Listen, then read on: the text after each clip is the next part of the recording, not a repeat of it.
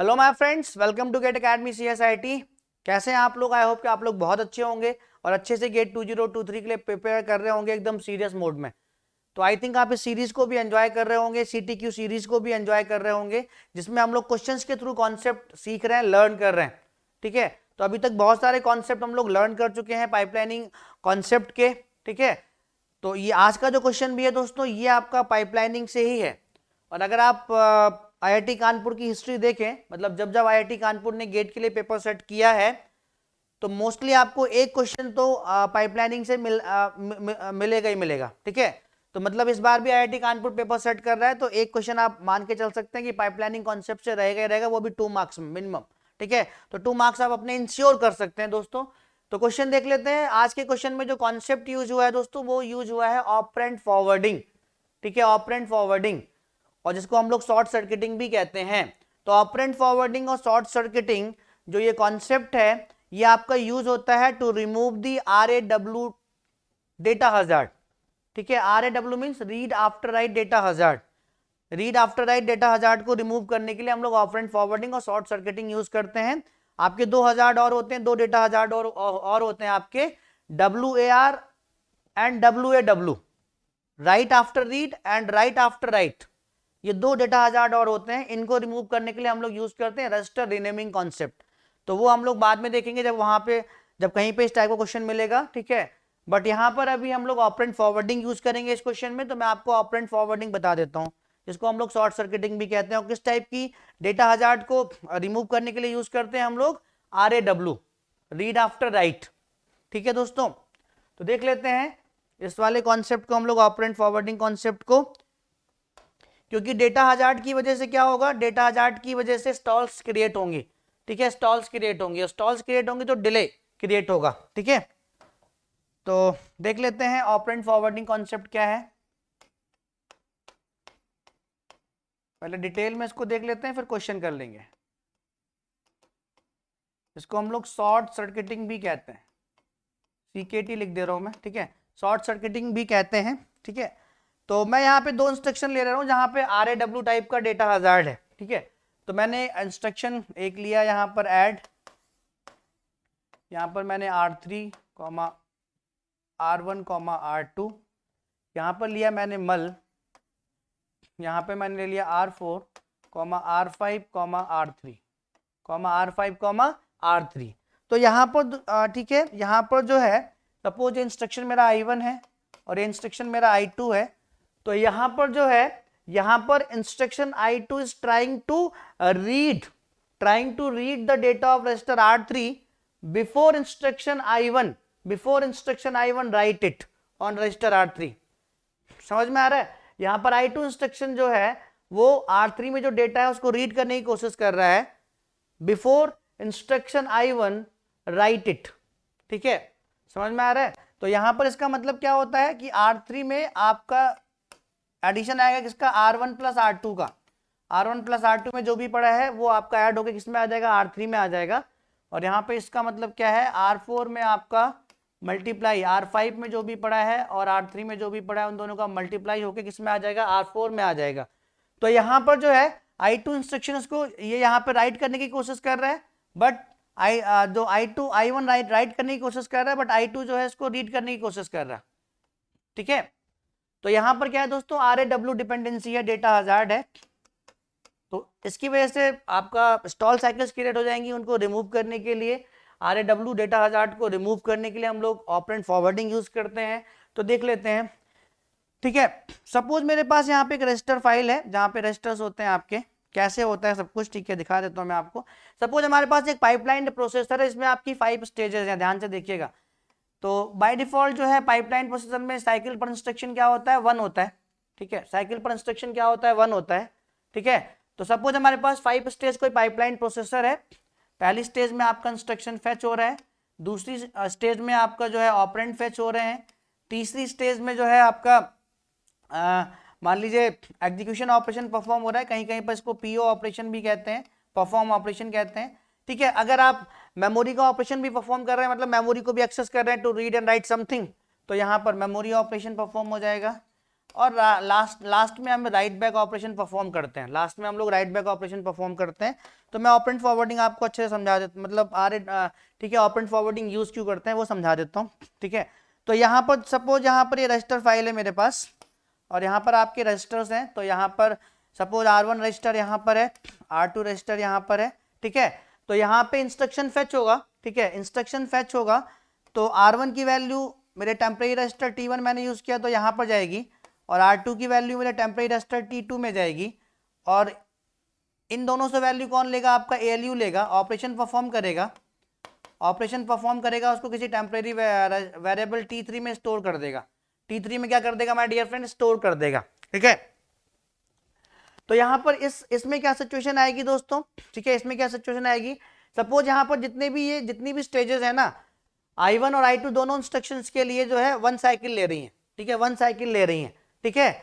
तो यहाँ पे क्या प्रॉब्लम है? यहाँ पर क्या प्रॉब्लम है माय डियर फ्रेंड्स, कि I1 ने यहाँ पर सपोज R1 की वैल्यू मेरी 10 है और R2 की वैल्यू मेरी 20 है।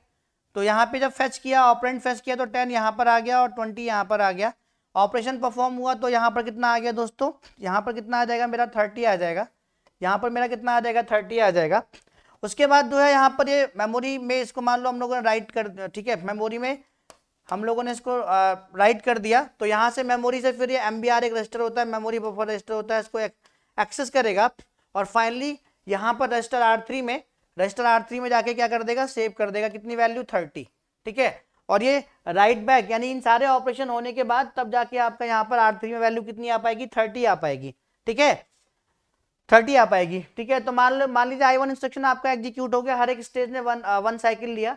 अब I2 जब इंस्ट्रक्शन आपका आएगा तो यहाँ पे इंस्ट्रक्शन फेच तो हो जाएगा I2 का, ठीक है, यहाँ पे इंस्ट्रक्शन फेच तो हो जाएगा I2 का। लेकिन I2 इंस्ट्रक्शन में, ठीक है, I2 इंस्ट्रक्शन में ये R3 को रीड करने की कोशिश कर रहा है। R3 में जो भी डेटा पड़ा है, जो भी ऑपरेंड पड़ा है, उसको रीड करने की कोशिश कर रहा है, ठीक है। तो जब तक I1 instruction right back operation perform नहीं कर देता, जब तक टेम्परेरी वेरिएबल, जब तक राइट बैक एक्शन परफॉर्म नहीं कर देता, मतलब R3 रजिस्टर में जब तक वो वैल्यू 30 राइट नहीं कर देता, तब तक क्या है, आप ऑपरेंड फेच ऑपरेशन परफॉर्म नहीं कर सकते I2 इंस्ट्रक्शन के लिए, यही, ठीक है।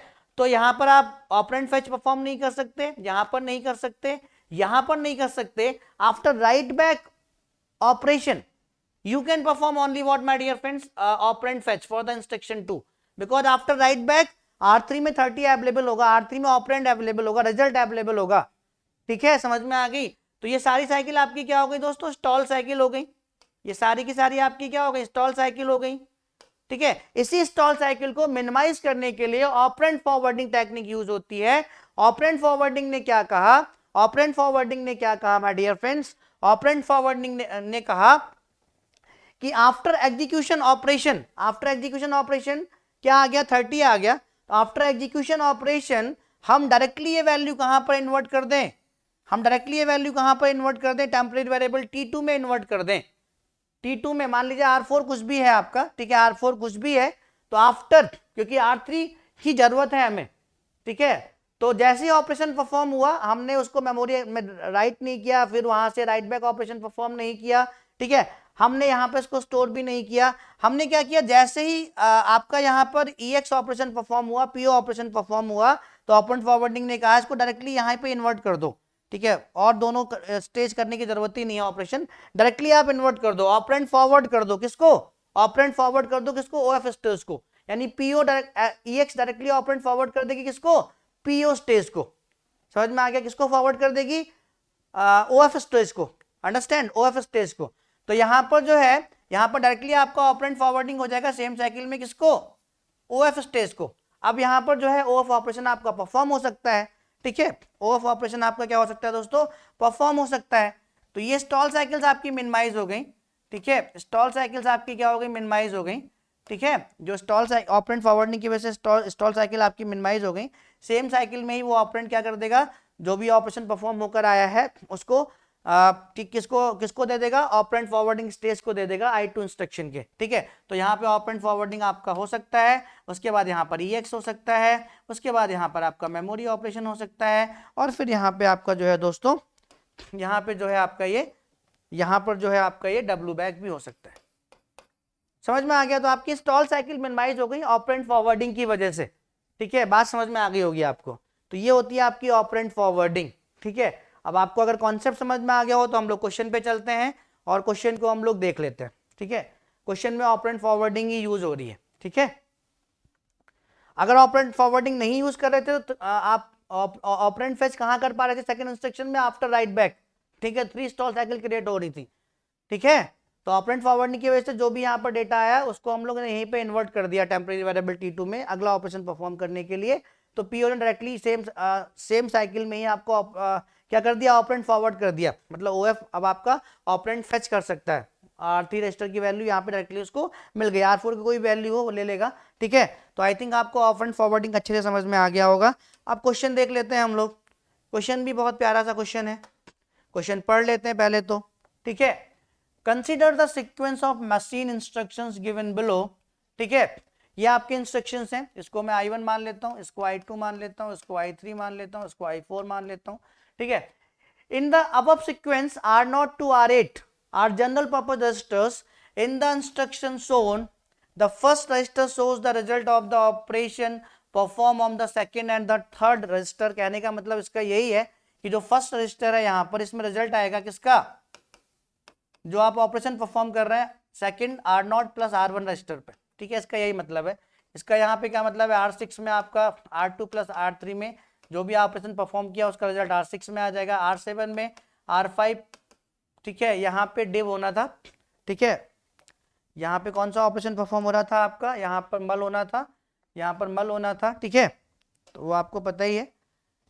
और यहाँ पे आपका मल ऑपरेशन हो रहा है तो मल्टीप्लाई, यहाँ पर आपका डिव हो रहा है तो डिवाइड, यहाँ पर ऐड हो रहा है तो R5 प्लस R6, और यहाँ पर आपका R8 में क्या आ जाएगा? सब मतलब R7 माइनस R4। तो इस टाइप का आपका इंस्ट्रक्शन हो रहे हैं सारे ये। ठीक है, this sequence of instruction is to be executed in a pipeline instruction processor with the following 4 stages. 4 stage का पाइपलाइन प्रोसेसर है। ठीक है, IF, operand fetch, perform operation, write back. Okay, 4 stage का आपका पाइपलाइन प्रोसेसर है।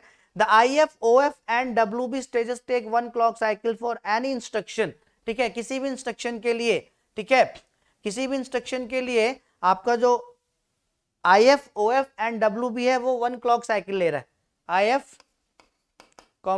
OF, WB आपका कितना? 1 cycle ले रहा है, 1 साइकिल ले रहा है। बट आपका जो PO है ना, PO परफॉर्म ऑपरेशन, ये आपका मल के लिए कितना ले रहा है? मल के लिए 3 क्लॉक साइकिल ले रहा है। डिव के लिए कितना ले रहा है? 5 ले रहा है। उसके बाद ऐड और सब के लिए क्वेश्चन में गिवन है, ऐड और सब के लिए 1 ले रहा है, साफ साफ गिवन है। ठीक है, 1 clock cycle IF, OF and WB ले रहे हैं for any instruction. The PO stage take 1 clock cycle for add and sub, add and sub के लिए 1 क्लॉक साइकिल ले रहा है। 3 क्लॉक साइकिल फॉर मल के लिए 3 क्लॉक साइकिल ले रहा है, and 5 clock cycle for div. ठीक है, सब कुछ क्वेश्चन में गिवन है। The pipeline processor uses operand forwarding from the PO stage to the OF stage. The number of clock cycles taken for the execution of the above sequence of instruction is. ठीक है, above sequence of instruction is. तो मैं यहीं पे बना दे रहा हूँ। ठीक है, ध्यान से देख लीजिएगा, यहीं पे मैं बना दे रहा हूँ। तो यहीं पे हम लोग ड्रॉ कर लेते हैं। तो यहाँ पर अगर मैं मल की बात करूँ तो पहले हम लोग मल ऑपरेशन परफॉर्म करेंगे। तो मेरा IF इंस्ट्रक्शन फेच 1 लेगा, उसके बाद आपका ऑपरेंड फेच 1 लेगा, उसके बाद आपका जो है PO ऑपरेशन मेरे कितने परफॉर्म होंगे? 3, क्योंकि मल के लिए 3 साइकिल लेगा, PO। ओके, उसके बाद मेरा राइट बैक WB। तो ये मेरा मल के लिए हो गया। उसके बाद I2 के देख लेते हैं। तो I1 और I2 में कोई डिपेंडेंसी नहीं है। ठीक है, तो यहाँ पे IF ऑपरेशन परफॉर्म हो जाएगा। ठीक है, यहाँ पर IF ऑपरेशन परफॉर्म हो जाएगा, यहाँ पर आपका OF ऑपरेशन परफॉर्म हो जाएगा। PO हम लोग यहाँ पे इसको परफॉर्म नहीं करेंगे जब तक प्रीवियस का PO कंप्लीट नहीं होगा। तो PO यहाँ पर होगा, कितने साइकिल लेगा? 5, 2, 3, 4 और 5 एंड देन WB। उसके बाद देखो यहाँ पे I3 में देखो, उसके बाद I3 में देखो, I3 में जो है, I3 में यहाँ पे I2 इंस्ट्रक्शन डेटा राइट करने की कोशिश कर रहा है R6 रजिस्टर का, बट ये रीड करने की कोशिश कर रहा है। ठीक है, रीड करने की कोशिश कर रहा है। तो यहाँ पे ऑपरेंड फॉरवर्डिंग होगी, सिंपल ऑपरेंड फॉरवर्डिंग होगी। तो यहाँ पर हम लोग क्या कर सकते हैं, IF ऑपरेशन परफॉर्म कर सकते हैं, IF ऑपरेशन परफॉर्म कर सकते हैं, लेकिन ऑपरेंड फॉरवर्डिंग मेरी, ठीक है, ऑपरेंड फॉरवर्डिंग मेरी कहाँ पर होगी फिर, क्योंकि पीओ यहाँ पर अपना ऑपरेशन कंप्लीट करेगा प्रीवियस इंस्ट्रक्शन के लिए, परफॉर्म ऑपरेशन रिजल्ट यहाँ पर अवेलेबल होगा, तो वो मेरा किसको दे देगा, वो उसी में OF को दे देगा। उसके बाद जो है ऐड के लिए कितना यूज कर रहा है, PO1, तो PO एंड WB, ठीक है। उसके बाद मेरा आ गया सब, उसके बाद मेरा क्या आ गया दोस्तों, सब देखो यहाँ पर भी आपका RAW टाइप का है, ठीक है। I4 जो है R7 को रीड करने की कोशिश कर रहा है before I3 right it, okay. तो यहाँ पर भी मेरा क्या होगा, यहाँ पर मेरा इंस्ट्रक्शन फेच तो ऑपरेशन परफॉर्म हो जाएगा, इंस्ट्रक्शन फेच तो परफॉर्म हो जाएगा, लेकिन मेरा OF कहाँ पर होगा, OF मेरा यहाँ पर होगा, then PO and then WB, यहाँ पे आपका WB हो जाएगा। तो अब इसको काउंट कर लेते हैं, ठीक है। ऑपरेंड फॉरवर्डिंग मैंने आपको बता ही दिया है, तो काउंट कर लीजिए इसको डिफरेंट कलर से, मैं काउंट कर देता हूँ, ठीक है, कितने साइकिल लगी, ठीक है। तो 1 2 3 4 5 6 7 8 9 10 11 ओके 12 एंड व्हाट 13, टोटल कितनी साइकिल लगी है आपकी, 13 लगी दोस्तों, ठीक है। टोटल कितनी साइकिल लगी है आपकी, 13 लगी, समझ में आ गया। तो डेटा डिपेंडेंसी जहां RAW जहां पे डिपेंडेंसी थी, तो आफ्टर PO ऑपरेशन ही ठीक है, जहां पर PO ऑपरेशन आपका कंप्लीट हो रहा है उसी साइकिल में वो ऑपरेंड फॉरवर्ड कर देगा इसको OF को, ऑपरेंड फेच हो जाएगा, ठीक है। तो यहाँ पर था और यहाँ पर था, समझ में आ गई बात सबको। तो कितने साइकिल लगी दोस्तों, 13 साइकिल लगा। आई थिंक वो जब ऑपरेंड फॉरवर्डिंग समझ में आ गया होगा तो ये वाला कॉन्सेप्ट भी समझ में आ गया होगा। तो टोटल कितना साइकिल लगा माय डियर फ्रेंड, 13 साइकिल लगा, कितना लगा, 13 साइकिल लगा। तो आई होप कि आपको क्वेश्चन समझ में आ गया होगा, ऑपरेंड फॉरवर्डिंग टेक्निक समझ में आ गई होगी। Thank you so much guys, thank you.